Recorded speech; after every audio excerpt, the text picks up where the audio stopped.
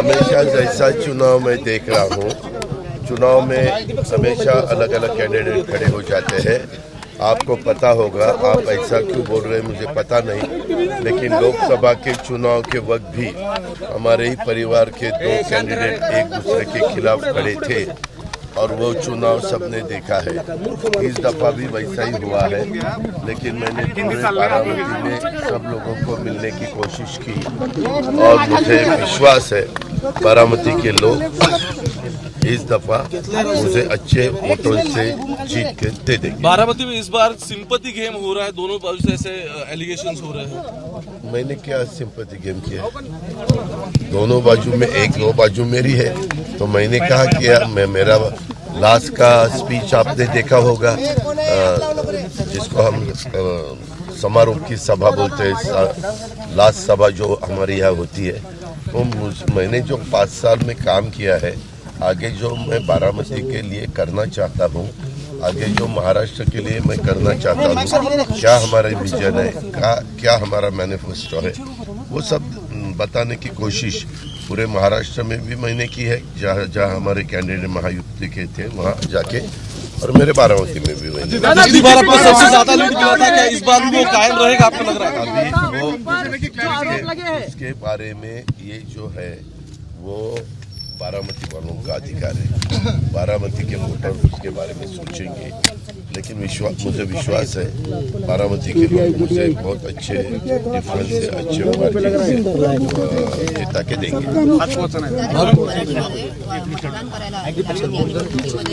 प्रचारात तुम्ही बारामतीमध्ये बघायला मिळालं, अनेक वेळा तुम्ही बारामतीला हजेरी लावली, अवघड वाटत होती निवडणूक तुम्हाला? अवघड नव्हती, ज्यावेळेस आपल्या परिवारातलीच एखादी व्यक्ती उभी राहते त्यावेळेस आपण कुठल्याही परिस्थिती, म्हणजे आम्ही नेहमीच कुठली निवडणूक असेल तर ती निवडणूक आम्ही गांभीर्याने घेत असतो आणि लोकांच्या पुढे जाण्याचा प्रयत्न करत असतो।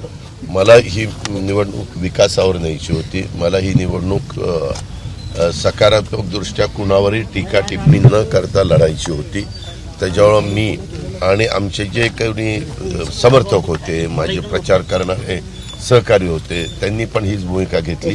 तुम्ही बघितलं असेल आमच्या बहिणींनी दिलेली बाईट किंवा माझ्या मुलांनी दिलेली बाईट किंवा इतर माझ्या जीवाभावाच्या कार्यकर्त्यांनी दिलेली बाईट, महायुतीच्या माझ्या सहकाऱ्यांनी दिलेल्या बाईट, कुठल्याही बाईटमध्ये असं काहीतरी वेगळा एक नवीन इश्यू निर्माण होईल अशा प्रकारची कुठलीही गोष्ट आम्ही होऊन द्यायची नाही असं ठरवलेलं होतं।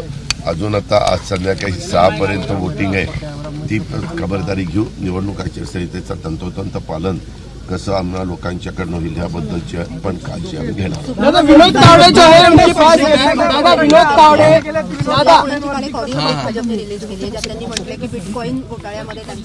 दादा कुणाच्या बद्दल मला मगाशी काही माझ्या पत्रकार मित्रांनी हा प्रश्न विचारला, त्या संदर्भामध्ये चौकशी करणे आणि चौकशी करून काय सत्य आहे ते पडताळून पाहिलं गेलं पाहिजे।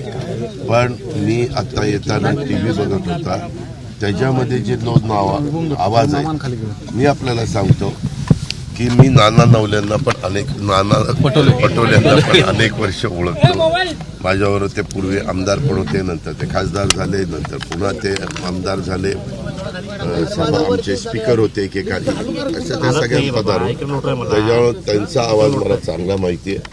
अर्थात मी आवाजाच्या बद्दलचा अगदी करेक्ट सांगणार अशातला भाग नाही, बऱ्याचदा हुबेहूब आवाज काढणारे लोक देखील समाजामध्ये आहेत, पण त्या दोघांच्या बद्दल जे काही ऐकायला मिळतं त्यांनी जे मांडलेलं आहे, तर दोन्ही व्यक्ती त्याच आहेत। तो सुप्रिया सुळेंचाच आवाज आहे, तो नाना पटोलेंचाच आवाज आहे। तो दादा ये हिंदी में जानना चाहते हैं कि बिटकॉइन की रिगार्डिंग जो कंट्रोवर्सी फ्रॉड एलिगेशंस लगाए गए हैं, प्रेस कॉन्फ्रेंस किया, क्या कहना है एग्जैक्टली आपका? जो ऑडियो क्लिप्स वायरल हो रहे हैं उसके बारे में जो कुछ ऑडियो दिखा रहे हैं वो आवाज़ के बारे में मुझे इतना ही जानकारी है। मैं दोनों को भी बहुत अच्छी तरह से जानता हूँ, बहुत सालों से जानता हूँ। एक तो मेरी परिवार की मेरी बहन है और दूसरे हमने जिनके साथ बहुत साल काम किया है, एक दूसरे के विरोध में भी किया है, एक दूसरे के साथ भी किया है, महाविकास आघाड़ी में भी किया है। वो बीच में बीजेपी के भी मेंबर ऑफ पार्लियामेंट थे। ऐसे सभी जगह उन्होंने काम किया है।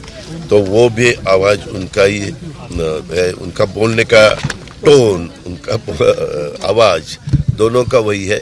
अभी इसके बारे में इंक्वायरी हो जाएगी। इंक्वायरी होने के बाद पता चलेगा कौन है, क्या है, इसके पीछे सच राज क्या है, वो पता चलेगा। तो इंक्वायरी को सपोर्ट करते हैं?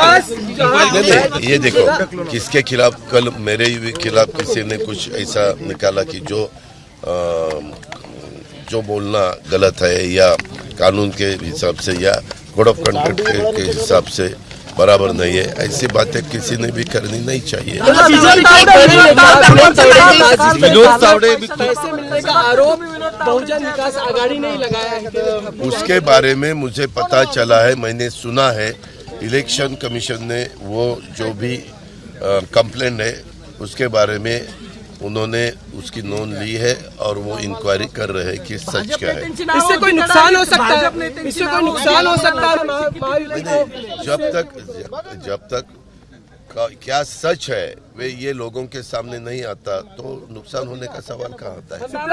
बिटकॉइन में भी जब आता है आरोप लगाए जाते हैं। अरे ये सबके बारे में इंक्वायरी होनी चाहिए। इंक्वायरी का अधिकार जिस ऑफिसर को है वो ऑफिसर ठीक तरह से जानकारी लेगा और फिर उसके बाद पता चलेगा। उसको उसके लिए कुछ टाइम देना पड़ेगा। दादा, शरद पवार ने जिस तरीके से कहा कि आने वाले समय में युगेंद्र पवार उत्तराधिकारी के तौर पे उन्होंने प्रोजेक्ट किया हुआ है, उसके बारे में क्या कहेंगे?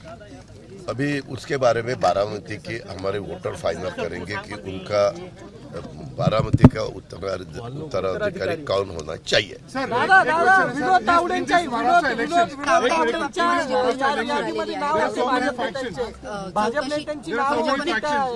मी तुम्हाला सांगितलं ना बाबा की त्या संदर्भामध्ये कंप्लेंट केली गेलेली आहे। निवडणूक आयोगाने ते कंप्लेंटची नोंद घेतलेली आहे।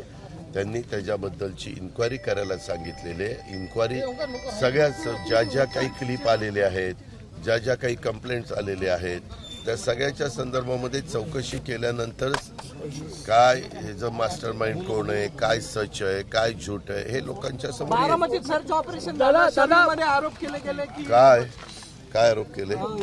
सर्च ऑपरेशन काय दबाव खाली करायला लावले कुठे? शरयू टोयोटा किंवा युगेंद्र पवारांच्या तुम्ही एक करता, माझं जे ऑफिस होतं ते नटराजमध्ये आमच्या इथले कार्यकर्ते बसायचे, त्याचंही सर्च ऑपरेशन झालं, ते आदल्या दिवशी झालं। मीडियाने त्याबद्दल किचू केलं नाही। सर्च आम्ही पण तुम्हाला कंप्लेंट करत बसलो नाही, कारण तो त्यांचा अधिकार आहे।